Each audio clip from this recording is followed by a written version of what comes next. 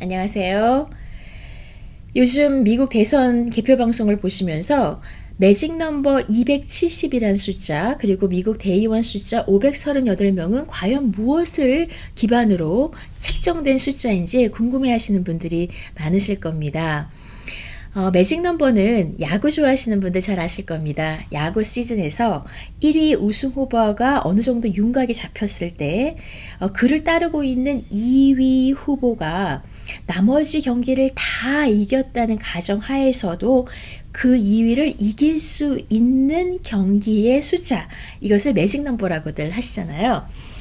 미국 대선에서도 마찬가지입니다. 총 대의원 538명 중에서 과반을 넘어서 대통령에 당선될 수 있는 대의원을 확보하는 숫자가 바로 매직 넘버인데요. 538명 중에서 과반을 넘기는 숫자가 바로 270명이라서 매직 넘버를 270명이라고 합니다. 그렇다면 미국의 대의원 538명은 어떻게 선정이 된 걸까요?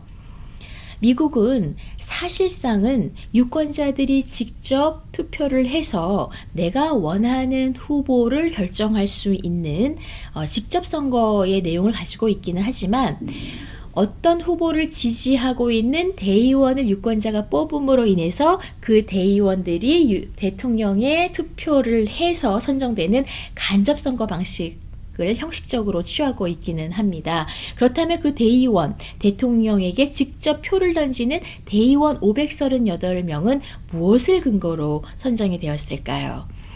이는 미국의 상하원 숫자와 연관이 되어 있습니다.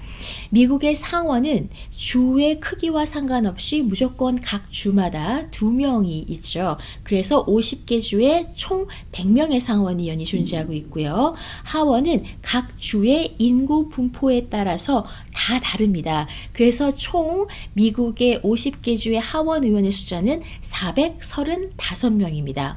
이를 기반으로 대의원 숫자를 결정했는데요.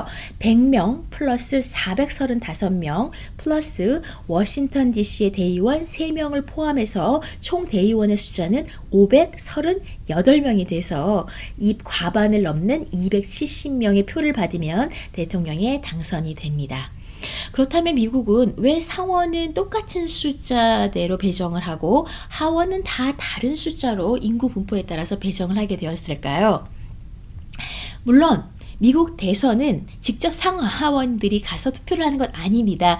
단지 그 각 주를 대표하는 대의원의 숫자를 선정할 때 상원과 하원의 숫자에 기반해서 그 숫자를 결정했다는 거죠. 그렇다면은 그 각 주마다 그 인구에 따라서 그들의 의견을 대표할 수 있는 상하원의 숫자가 그들의 대통령을 뽑는 대의원의 숫자를 결정하는 데 기반이 되는 것은 아주 합리적인 방식이었겠죠. 미국의 상하원 숫자를 결정하는 데 있어서 그 기본은 미국 건국당시로 돌아가 보면 알 수가 있습니다.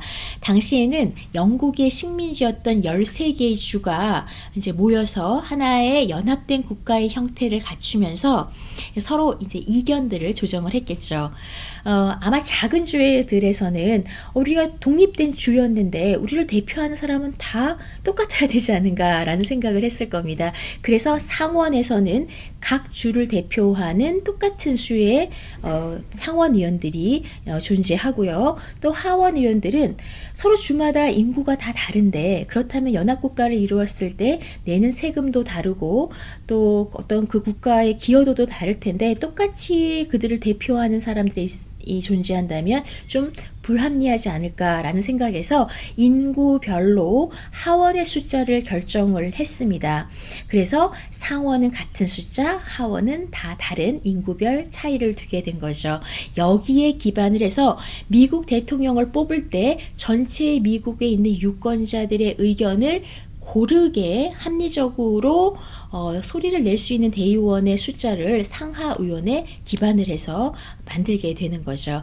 미국 대선을 보시면서 매직 넘버 270명과 대의원 538명이 어떻게 선정된 건지 이해가 되셨으면 좋겠습니다. 고맙습니다.